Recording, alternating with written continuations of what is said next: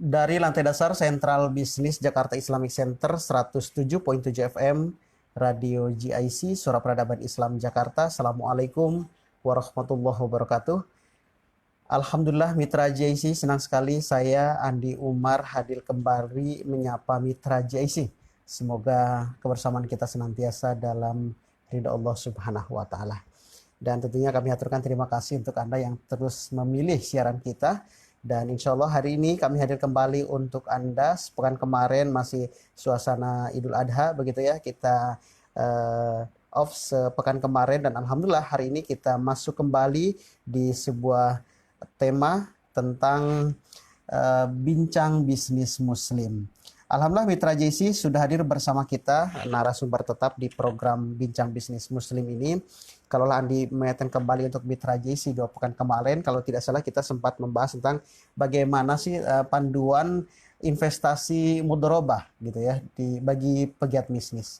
Nah, hari ini apa yang membedakan dengan investasi mudharabah dengan investasi musyarakah? Untuk itu Mitra JC, Andi sangat menyarankan mitra, apakah Anda saat ini sebagai pelaku bisnis gitu ya, Anda sebagai mudorib gitu, atau juga mungkin kayak kemarin kita sangat menyapa sohibul mal atau pemilik modal yang sudah kongsi atau bersinergi dengan para mudorib atau pelaku pengelola usaha. Nah, hari ini kita akan kaji khusus tentang satu topik tentang panduan investasi musyarakah bagi pegiat bisnis. Untuk itu mari bergabung bersama kami. Kita akan segera menyapa narasumber kita yang sudah bergabung. Narasumber tetap pertama adalah Dr. Kausar Riza Salman, MSA, dan beliau kita ketahui saat ini tercatat sebagai pengurus Ikatan Akuntan Indonesia dan mengurusi di bidang akuntansi syariah. Dan hari ini juga aktivitas beliau sebagai dosen di STIE Perbanas Surabaya dan penulis buku akuntansi syariah. Mitra mungkin penasaran buku beliau seperti apa dan bisa kita baca. Kita mungkin nanti sedakan waktu untuk bincang tentang buku beliau di mana kita dapatkan begitu ya. Karena tentu saja selain siaran demi siaran seri per seri kajian bersama beliau, mungkin Mitra JC ingin membaca juga buku-buku karya beliau seperti apa gitu, tentang apa begitu ya Mitra JC. Baik, Mitra sudah hadir juga bersama kita Ustadz Wisnu Budi Prihatin, di mana beliau juga merupakan praktisi bisnis syariah yang sudah banyak membangun komunitas dan alhamdulillah ini juga bagian kontribusi tumbuh kembangnya bisnis syariah insya Allah tentunya ya. Dan baik Mitra JC, sebelum kita masuk di sebuah diskusi kita akan langsung menyapa kedua narasumber kita. Andi akan nyapa dulu Dr. Kausar. Assalamualaikum Dok. Waalaikumsalam warahmatullahi wabarakatuh. Iya, terima kasih sudah bergabung bersama kami. Apa kabar Dr. Kausar? Alhamdulillah khair. Sehat ya? Alhamdulillah sehat. Iya. Pak Nandi. Pak Nandi gimana kabarnya? Alhamdulillah sehat, saya dan kru yang ada di sini sehat selalu Ustaz. Berkat doa Ustadz Nanang dan juga Ustadz Wisnu dan juga Ustadz Jatmiko kemarin sempat hadir bersama kita. Iya, Anda juga mau menyapa Ustadz Wisnu Budi Prihatin. Assalamualaikum Ustadz Wisnu, apa kabar? Warahmatullahi wabarakatuh. Apa kabar Ustadz? Baik, Pak Mendi. Mudah-mudahan semua kita ada di Surabaya juga baik semuanya. Insya Allah baik. Terima kasih Ustadz Wisnu juga sudah bergabung. Baik Ustadz Wisnu, nanti tentunya banyak pengalaman di lapangan berkaitan dengan syirkah gitu kan. Pastinya karena semakin banyak kita bermitra, semakin banyak bentuk kerjasama yang terbangun begitu ya, baik dengan perseorangan atau lembaga atau komunitas gitu kan, sehingga kita ingin melihat ke depan seperti apa tumbuh kembang bisnis kita. Untuk itu Ustaz Wisnu nanti bisa memperkaya diskusi kita dengan studi kasus atau kendala atau kondisi di lapangan seperti apa. Tapi sebelumnya kita akan sama-sama dengarkan terlebih dahulu paparan dari Ustadz Kausar berkaitan dengan bagaimana sih panduan investasi musyarakah bagi pegiat bisnis ya. Ustadz Kausar, waktu Andi persilakan Ustadz untuk memaparkan terlebih dahulu. Baik, Assalamualaikum warahmatullahi wabarakatuh. Assalamualaikum. Alhamdulillah wassalatu wassalamu ala Rasulillah wala haula wala quwata illa billah. Rajaisi, semoga Allah Subhanahu wa taala merahmati kita semuanya, Bang Andi dan juga Ustaz Wisnu. kita akan diskusikan ya hari ini berkaitan dengan investasi musyarakah. Yang sebetulnya ini juga merupakan kelanjutan dari materi kita yang kemarin, ya, berkaitan dengan investasi mudharabah. Nah, kita akan diskusikan dan nanti kita lanjutkan atau kita perdalam dengan kasus-kasus di lapangan, ya, dan maraknya kasus investasi akhir-akhir ini juga menjadi sebuah keprihatinan kita, sehingga kita perlu memberikan sebuah pencerahan, ya, insight kepada masyarakat khususnya bisnis muslim, ya, bagaimana cara berinvestasi yang benar, baik terkait dengan proses, ya, atau prosedurnya, ya, tentu juga terkait dengan produk atau jasa yang diperbolehkan, itu harus kita pahami. Baik, agar kita tidak salah paham ya berkaitan dengan investasi itu syariah atau bukan, yang pasti yang pertama yang harus kita pahami bahwa tidak hanya nama, ya, namanya investasi syariah itu bukan hanya sekedar nama, labelisasi saja, tapi yang lebih penting adalah kita memahami hakikat dari transaksi atau bisnis atau investasi yang ada di dalamnya. Kita pahami dulu yang berkaitan dengan investasi musyarakah. Nah, investasi musyarakah ini, ya, musyarakah itu biasanya kita juga kenal dengan istilah syirkah. Ya, syirkah ini juga sama ya. Yang pertama kita pahami di dalam surat As-Sadd, ya, surat yang ke-38 ayat 24, itu Allah Subhanahu wa taala berfirman, wa inna katsiran minal khulafai la yabghi ba'duhum ala ba'd illa allazina amanu wa amilu sholihati wa qalilun mahum. Ya, artinya bahwa dan sesungguhnya kebanyakan dari orang-orang yang berserikat itu sebagian mereka berbuat zalim kepada sebagian yang lain. Kecuali siapa? Kecuali orang-orang yang beriman dan beramal soleh, dan sedikit dari mereka. Ayat ini menunjukkan bahwa perserikatan, ya, atau syirkah itu adalah hal yang dimaklumi. Tapi dalam perserikatan itu ternyata mayoritasnya yang satu berbuat kedzolim, ya, kedoliman terhadap yang lain. Artinya kedoliman itu merupakan lawan dari keadilan. Jadi menempatkan sesuatu tidak pada tempatnya. Itu yang sudah pernah kita bahas, keadilan dan juga lawannya kedoliman pada asas atau berkaitan dengan prinsip transaksi syariah. Kecuali, ya, pengecualiannya adalah untuk orang-orang yang beriman dan beramal soleh. Maka yang harus kita pahami dalam menjalin kerjasama syirkah ini, maka hendaknya kita menjalin kerjasama dengan orang-orang yang beriman dan beramal soleh. Kemudian dalil yang lain di dalam hadis disebutkan bahwa beberapa sahabat, ya, Al-Bara bin Azib dengan Zaid bin Arqam ini juga pernah menjalin syirkah terhadap sebuah aset, ya, yang dimiliki secara bersama. Kemudian juga ada dalil juga yang lain di dalam hadis riwayat Muslim yang artinya pertolongan Allah itu dicurahkan kepada dua pihak yang berserikat. Ya, dua pihak yang berserikat. Sepanjang keduanya tidak berkhianat. Jadi kalau masing-masing pihak itu jujur, ya, saling menjaga amanah, maka Allah Subhanahu wa taala akan memberikan kemudahan, ya, pertolongan dalam investasi mereka. Itu dalil-dalil yang terkait dengan di dalam Al-Quran dan Al-Hadis. Kemudian juga menunjukkan adanya kesepakatan dari para ulama terkait dengan hukum dari investasi syirkah ini, investasi musyarakah ini adalah mubah, diperbolehkan. Apa sebetulnya investasi musyarakah? Gitu kan pertanyaannya, apa sebetulnya investasi musyarakah? Kalau secara bahasa itu dikenal dengan istilah, ya, al-ikhtilah. Apa al-ikhtilah itu? Percampuran. Ya, percampuran atau persekutuan, ya, dua orang atau lebih. Ya, sehingga tidak bisa dibedakan atau tidak bisa dipisahkan antar masing-masing. Artinya modalnya dicampur, ya. Kemudian juga ada persekutuan terkait dengan pekerjaan atau amal atau profesi di antara mereka. Itu adanya kemitraan. Istilah lain dari musyarakah ini juga dikenal, kita biasanya lebih familiar ya dengan istilah syirkah atau familiar juga dengan istilah kemitraan. Itulah investasi musyarakah.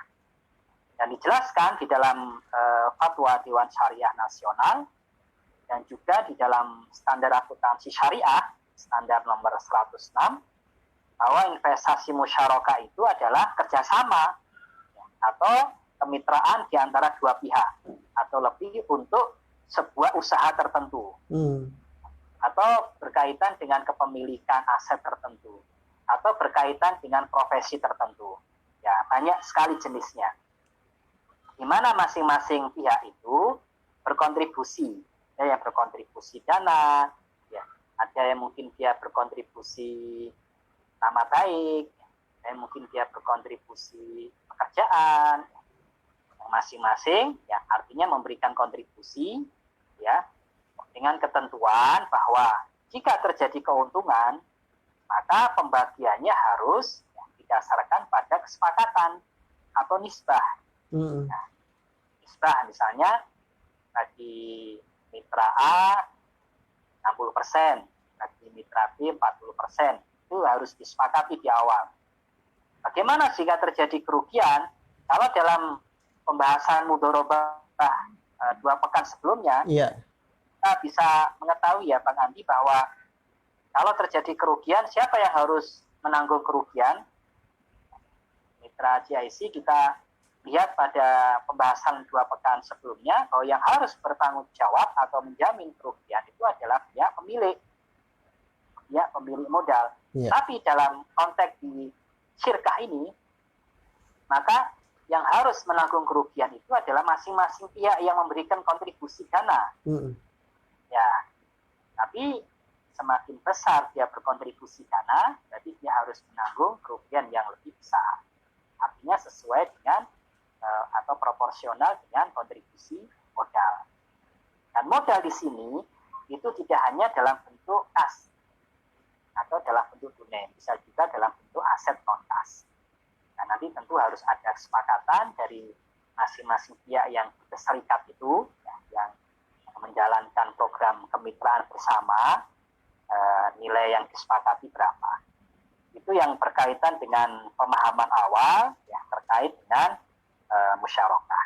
Mitra GIC, kita juga harus paham bahwa pelakunya, ya jelas ya, pelakunya adalah orang yang memang dia punya kesanggupan, punya kemampuan untuk menjalankan hak dan kewajibannya. Kemudian objek musyarakah, objek syirkah. Objek syirkah itu bisa modal, bisa juga kerja. Nah, modalnya tadi bisa secara tunai, bisa juga modalnya dengan aset non kas. Maka modalnya tadi jika dalam bentuk tunai atau dalam bentuk aset non kas itu maka harus dicampur. Maka istilah tadi yang saya sampaikan ya Mitra GIC bahwa ikhtilah percampuran. Jadi akhirnya seolah-olah misalnya ketika modalnya itu untuk membangun sebuah usaha, umpamanya misalnya toko HP ya, toko HP butuh dana sekitar 100 juta. Nah, maka masing-masing berkontribusi modal. Sehingga modal dari masing-masing mitra itu campur. Sehingga tidak bukan merupakan modal orang per orang, tapi itu sudah merupakan modal yang modal dari mitraan atau perserikatan tadi. Kemudian jika terkait dengan pihak-pihak tadi ya yang harus kita pahami bahwa tidak boleh ya ada larangan bahwa mitra masing-masing mitra tadi menginvestasikan untuk kepentingan sendiri. Jadi harus sesuai dengan perjanjian dan harus ada izin dari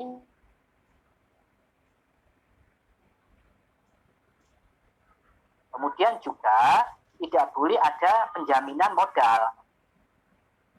Ya, setiap mitra tidak boleh menjamin modal mitra yang lain agar kembali modalnya.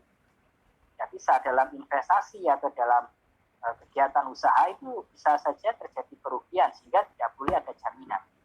Ya, sebuah prinsip yang dianut oleh pebisnis itu adalah al-ghunmu bil ghurmi.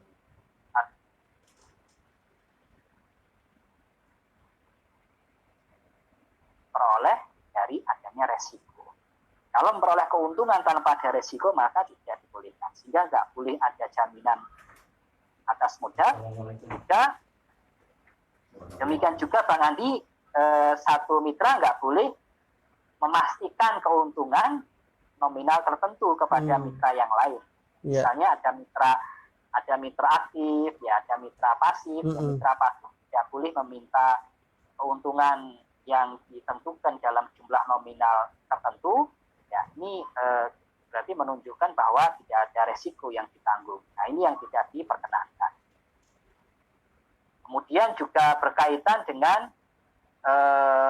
kerjaan. Jadi masing-masing pihak ya ada yang menjadi mitra aktif, ada yang menjadi mitra pasif.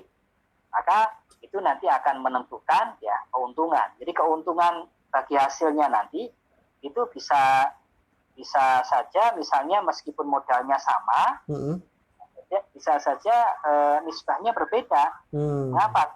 Karena yang satu ini dia lebih banyak, kontribusinya lebih banyak aktif gitu ya. Kontribusinya lebih banyak. Kalau kontribusinya lebih banyak atau mungkin dia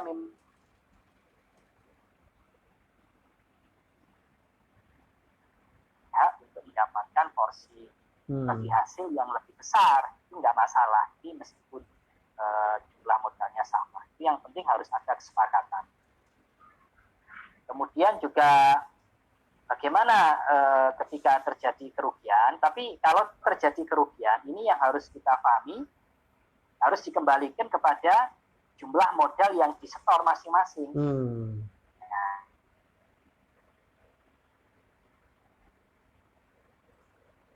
Dalam investasi mudoroba itu ya berarti dia semakin besar modalnya. Artinya tidak bicara lagi yang aktif dan yang pasif dari keduanya Ustaz, begitu ya?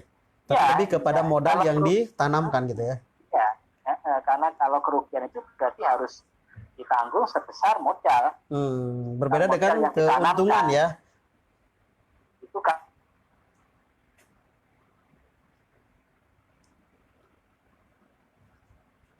nggak sesuai dengan modal, ya sama dengan modal. Tapi kalau terjadi kerugian, nah ini kita kembalikan kerugian itu sebesar jumlah modal yang dikontribusikan. Itu yang harus kita pahami, sehingga tidak salah kaprah nanti dalam pelaksanaannya. Kemudian kita masuk lebih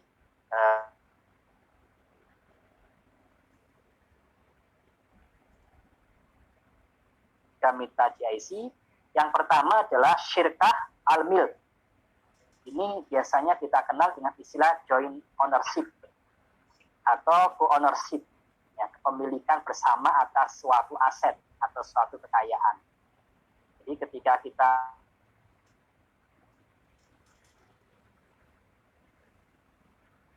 ini tidak harus sama nilainya, kita patungan, ya maka itu masuk dalam syirkah al-milk. Atau misalnya kepemilikan bersama ketika mendapatkan warisan, atau kepemilikan bersama dalam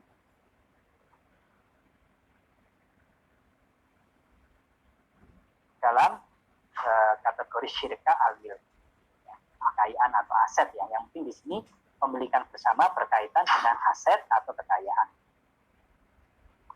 Kemudian ini lebih ke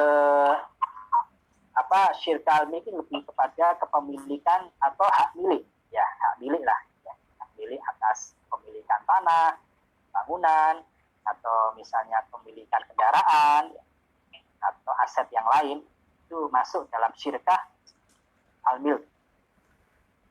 Kemudian yang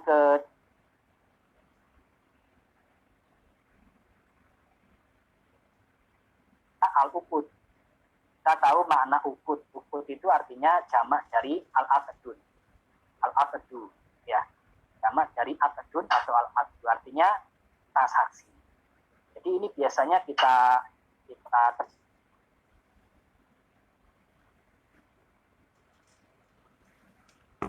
ya, ini jenisnya lebih banyak, Bang Andi.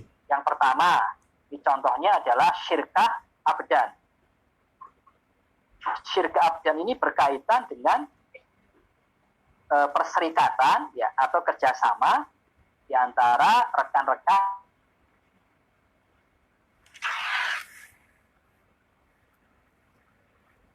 sepakat untuk menjalankan sebuah pekerjaan tertentu atau sebuah profesi tertentu.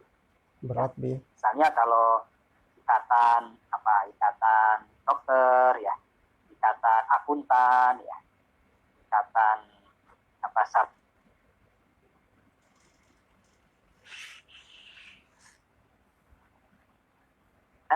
pekerjaan atau profesi. Ya, jika mereka masih memiliki tujuan yang sama, ya, memiliki visi misi yang sama, ya tetap jalan ini sampai dengan tanpa ada batasan, ya, tanpa ada batasan. Ini lebih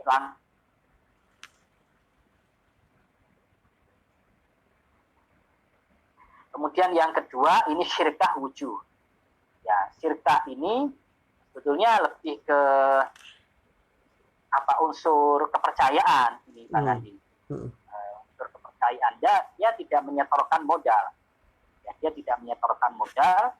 Biasanya bisa saja karena dia punya nama baik, ya, punya nama baik. Kemudian karena dia punya track record yang baik, dia mendapatkan barang ya tanpa pembayaran.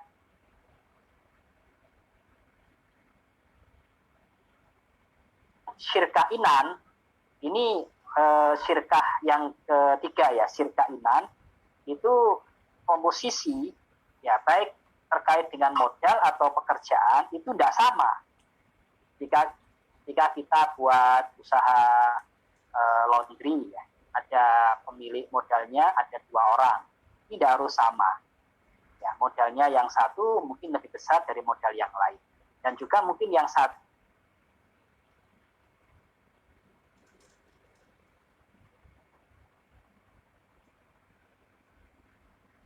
dibolehkan ya. Ini masuk dalam kategori syirkah inan. Ya, sehingga menimbulkan tanggung jawabnya beda antara satu pihak dengan pihak yang lain. Kemudian yang terakhir dalam pembagian syirkah al-uqud, ya syirkah transaksional ini adalah syirkah mufawadhah. Syirkah mufawadhah ini dia mensyaratkan adanya modal yang sama.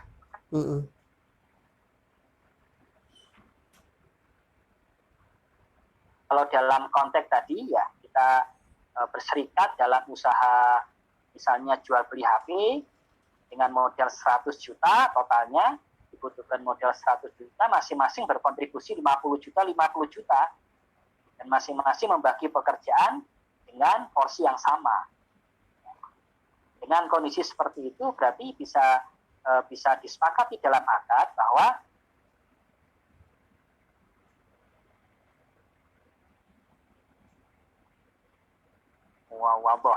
mufawadhah, syirkah mufawadhah.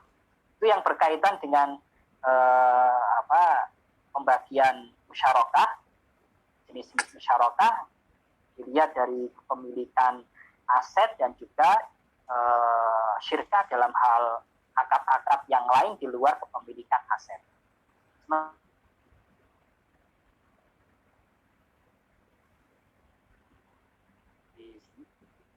Saya kembalikan ke Bang Andi. Iya, baik Pak Ustadz. Terima kasih tadi sudah memberikan gambaran cukup banyak baik kita sampai ke tadi bagian akhir jenis-jenis musyarakah begitu ya.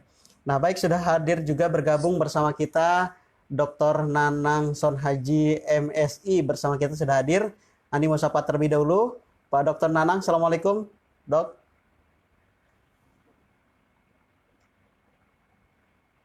Rekan-rekan GIC. Iya, apa kabar Dokter Nanang? Alhamdulillah Bang Andi. Sehat ya? Alhamdulillah. Alhamdulillah. Terima kasih Dokter Nanang sudah bergabung bersama kita. Sedikit mereview kembali tadi di awal Pak Ustadz Kausar sudah menyampaikan berkaitan dengan investasi musyarakah. Ini yang sedikit membedakan dengan investasi mudharabah sebagaimana tema 2 pekan kita yang lalu nih Pak Dokter Nanang. Dan pastinya ini kita banyak sebuah pembelajaran atau juga studi kasus atau mungkin pengalaman-pengalaman di lapangan yang hari ini lebih banyak yang berinvestasi begitu Ustaz.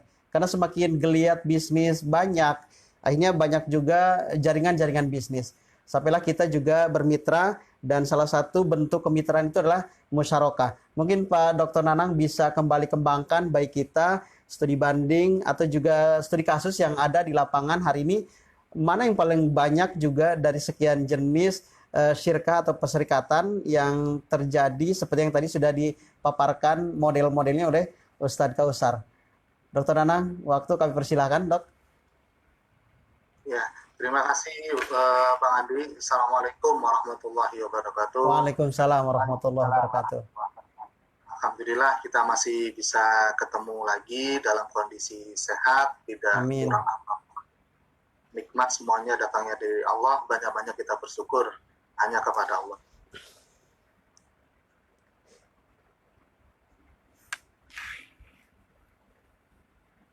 Ini sangat menarik sekali. Masih temanya adalah berkaitan dengan investasi. Hari ini kita membahas salah satu bentuk investasi syariah, yaitu musyarakah, yang dalam bahasa awam, bahasa umumnya itu lebih kita kenal dengan istilahnya adalah persekutuan, karena melibatkan satu pihak atau satu orang.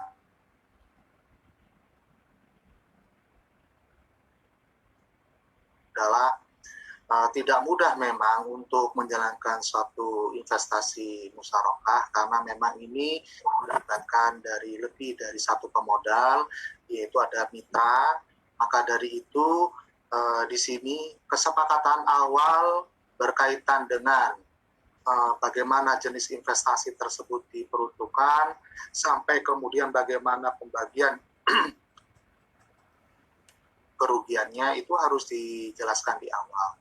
Berbeda dengan yang lalu ketika investasi itu oleh hanya satu pemodal tunggal, tapi ketika ini dalam bentuk satu kemitraan, maka kejelasan informasi itu harus betul-betul dijelaskan. Nah, saran saya dalam salah satu bentuk bisnis musyarakah ini, semua ketentuan itu harus dituliskan.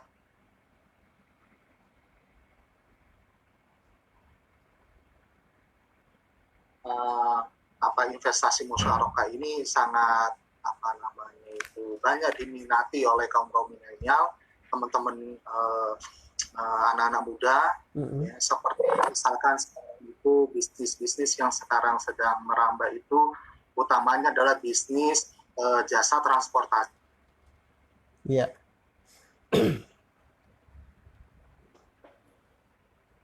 Seingat apa yang minggu lalu dan beberapa kali kita bertemu di acara di ASI ini, Ustadz Yatmiko sempat mengatakan bahwa jalur distribusi antara produsen dengan konsumen ini agak terganggu. Nah, karena itu saya melihat betapa lincahnya Ustadz Yatmiko menangkap peluang itu, kemudian mengambil dan memotong jalur distribusi itu. Nah, ini juga menjadi peluang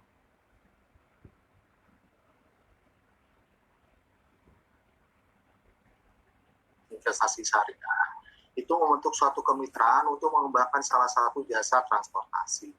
Jasa transportasi di sini adalah jasa transportasi pengiriman. Kalau transportasi orang ini memang dibatasi, tetapi kalau pengiriman barang itu terbuka lebar sebenarnya. Karena apa? Karena memang jalur distribusi kita ini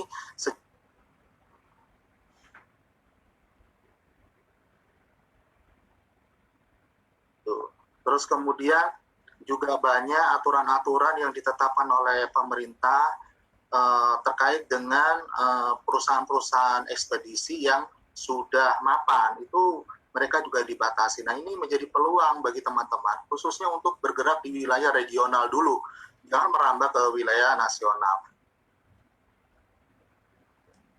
Kita ini ini sangat berpeluang sekali kalau kita menggunakan model investasinya adalah musyarakah. Yang paling penting adalah pada prinsipnya tidak boleh ada penjaminan modal dalam prinsip investasi musyarakah. Mungkin tadi sudah disebutkan oleh Ustadz Kausar. Mungkin itu sebagai pengantar Bang Andi yang bisa saya sampaikan. Barangkali nanti ada hal-hal praktis dan Iya. Iya, baik. Pak Nanang, terima kasih juga sudah memberikan tambahan berkaitan tema kita tentang musyarakah atau investasi musyarakah. Mengingat di 2 pekan sebelumnya, betul tadi kata Pak Nanang bahwa anak muda saat ini begitu geliatnya semakin tinggi gitu ya, melihat peluang dan kesempatan ini berinvestasi, dan mudah-mudahan apa yang dicanangkan oleh beliau, apa yang diusulkan oleh beliau semacam umah chain gitu kan. Kemarin juga sempat dibahas bagaimana hubungan kita dengan para produsen langsung semakin kuat, dan ini menjadi bagian yang akan semakin baik ke depan hubungan kerjasama kita sama-sama para pelaku usaha begitu ya.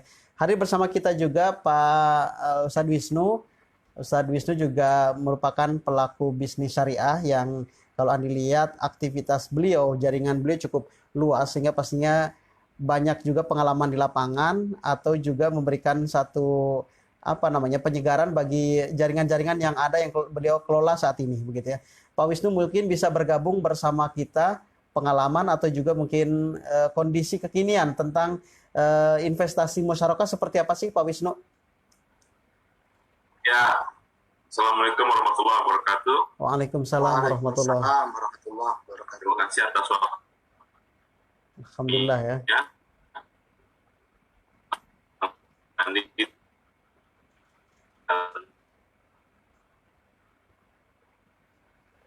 harus tetap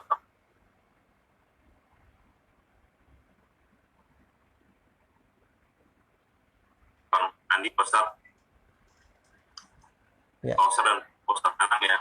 Perusahaan karena di sana juga ada modal, lalu juga di sana ada aset, lalu juga di sana ada mungkin tenaga ahli ya.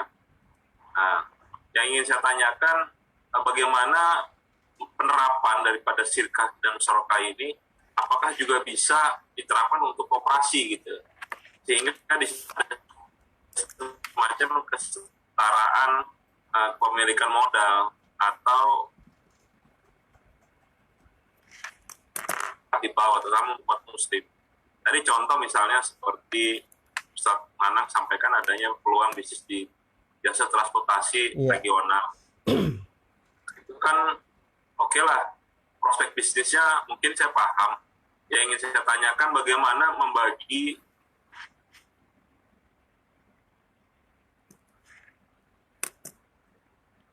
banyak milenial gitu. Kalau kita mungkin lihat jasa online yang lain kan, atau ojol yang lain, ojek-ojek online yang lain itu sebenarnya, mohon maaf ya, milik perusahaan besar kan, dibaliknya pemodal raksasa gitu. Jadi konsep bisnis sangat bagus.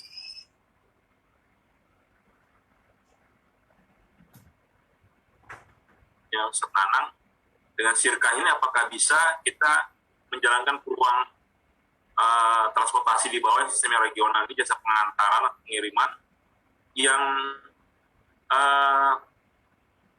platformnya adalah koperasi gitu, sehingga banyak dimiliki oleh banyak orang dan banyak dimiliki oleh umat, sehingga di sini akan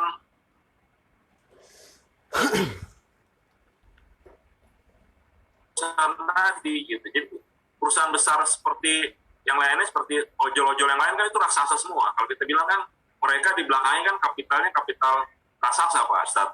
Nah, saya apakah dengan sirkah atau musyarakah ini bisa diterapkan ke koperasi? Iya. Mungkin saja usulan saya. Baik Pak Wisnu, terima kasih. Ini platform koperasi nih, Sad. Bagaimana penerapan musyarakah nih? Pak Nanang dulu mungkin. Baik, terima kasih. Pertanyaan dari Ustadz Wisnu ini merupakan bahan diskusi yang menarik sore ini buat kita semua. Jadi sangat dimungkinkan sekali ketika itu kemudian diimplementasikan oleh teman-teman kita yang bergerak di bidang koperasi. Memang saya sangat setuju ketika itu semuanya kemudian menjadi peran dari koperasi.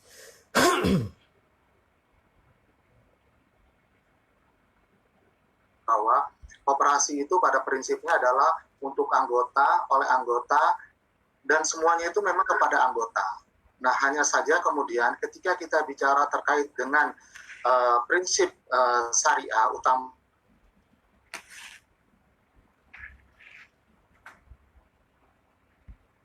Surabaya ini Ustaz Wisnu. Jadi ada salah satu rekan begitu dia mengelola di bawah naungan yayasan. Dalam hal ini adalah yang digunakan yayasan masjid, gitu ya. Yayasan Takmir Oke.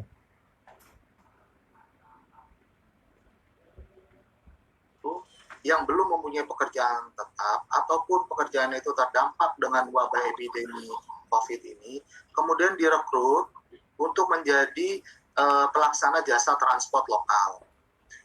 Tarif yang dibebankan bukan berdasarkan pada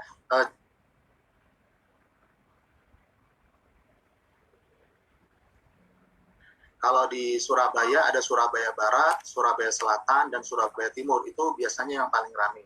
Nah, ini jauh dekat itu selama wilayahnya tidak lebih dari 10 km itu tarifnya flat 5.000. Tetapi ketika lebih dari 10 km tetapi masih dalam satu wilayah regional misalkan saja Surabaya Barat itu biayanya flat 15.000. Nah, ini sangat menggoda atau menjadi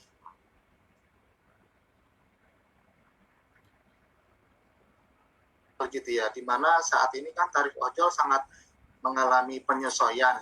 Jadi harganya itu udah cukup tinggi kalau dibandingkan dengan yang sebelumnya.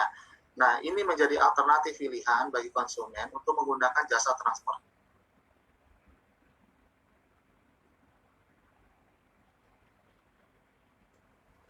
Nah, kemudian apa sumbangsi dari teman-teman yang dikelola pemuda-pemuda milenial ini menjadi jasa transport bagi takmir masjid, begitu? 5% dari pendapatan akumulasi selama 1 bulan itu bukan disumbangkan ke masjid, tetap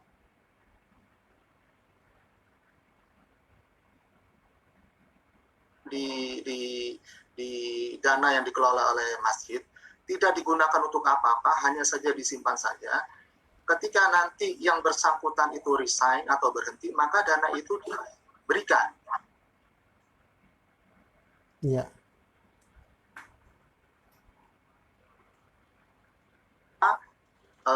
Si pengemudi tadi itu menyimpan. Jadi dana yang diserahkan oleh pengemudi kita itu tidak kita gunakan untuk investasi yang lain, tetapi itu di sisi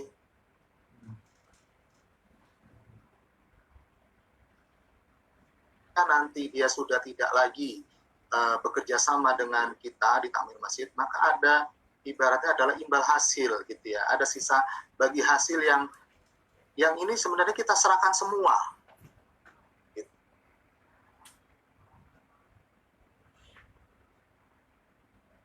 Menjalankan bisnis atau menjalankan jasa usaha transportasi itu.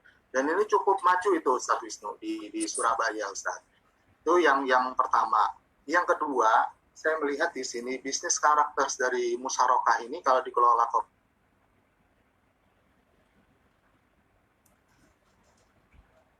maka akan semakin banyak peluang kita untuk menghimpun dana untuk membiayai suatu aktivitas ekonomi.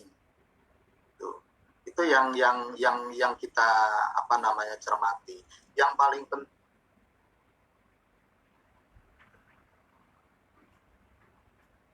yang tidak dilarang secara syariah. Yang kedua adalah yang perlu juga saya informasikan, kadangkala pembagian hasil yang di awal itu harus kita sepakati itu tidak selalu relevan dengan jumlah investasi yang ditanamkan. Kenapa? Karena juga ada beberapa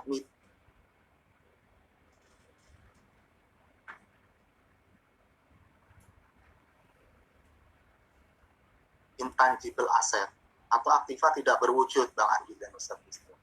Yaitu berupa apa? Berupa kepiawaian yang bersangkutan dalam mengelola bisnis maupun dalam menjalankan operasional usaha. Nah, ini tentu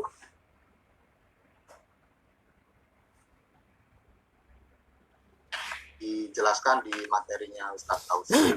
Jadi tidak mesti pembagian porsi modal itu hasilnya itu nanti sama dengan besarnya pembagian hasil, tetapi juga ada kalanya ketika mitra itu bersepakat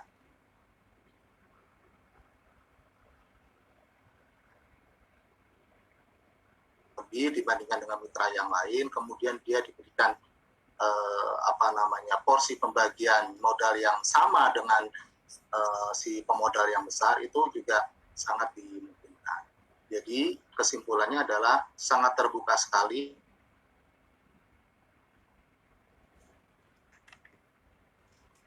Bang Andi dan Ustadz Wisnu, mungkin Ustadz Kausar bisa menambahkan.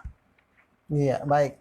Ustadz Kausar, bagaimana tentang tadi apa yang dipaparkan oleh Pak Wisnu bahwa koperasi apakah juga berpeluang untuk melakukan syirkah, dan saat ini tadi yang saya sampaikan bahwa kalau untung dan rugi ketika persentasi pemodal yang diberikan kan berbeda tuh karena ada kontribusi di sana begitu ya. Bagaimana Ustadz Kausar?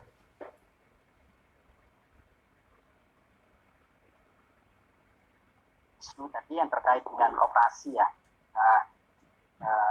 pahami bahwa koperasi itu merupakan juga kumpulan orang, juga merupakan situ berkumpulnya modal, maka karena pemodalnya atau sahibul malnya itu banyak ya, dan juga mereka adalah termasuk anggota ya. Aduh bang, jaringan kita bang.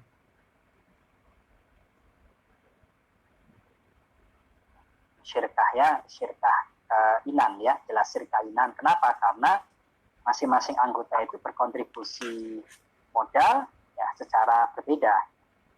Nah, dan nanti ketika menjalankan pengelolaan usaha dari koperasi syariah itu ya tentu harus ya pada invest.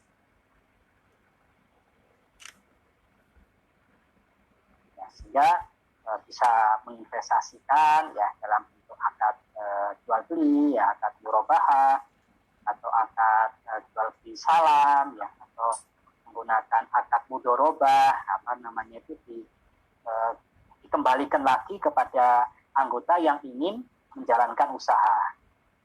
Bisa seperti itu. Sehingga platformnya atau akad yang untuk melakukan pengelolaan dana anggota maka harus tidak boleh ya melanggar nilai-nilai syariah.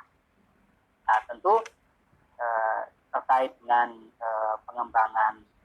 pengembangan usaha ya, jika pemodalnya lebih dari satu tentu akan lebih berkembang ya usaha itu. Dan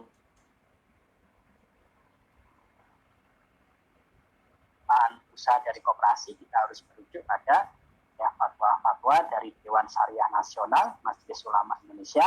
Ya, banyak sekali akad yang bisa diterapkan ya dalam rangka untuk pengelolaan usaha tadi yang tentu produktif. Ya, sehingga nanti hasilnya itu bisa dibagi hasilkan atau dibagi labakan kepada anggota sesuai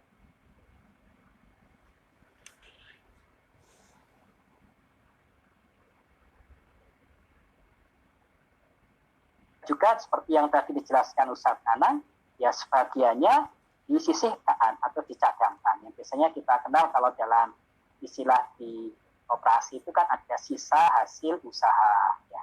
Ada yang masuk sebagai cadangan sisa hasil usaha, ada yang dibagikan sisa hasil usaha tadi kepada anggota. Prinsipnya sangat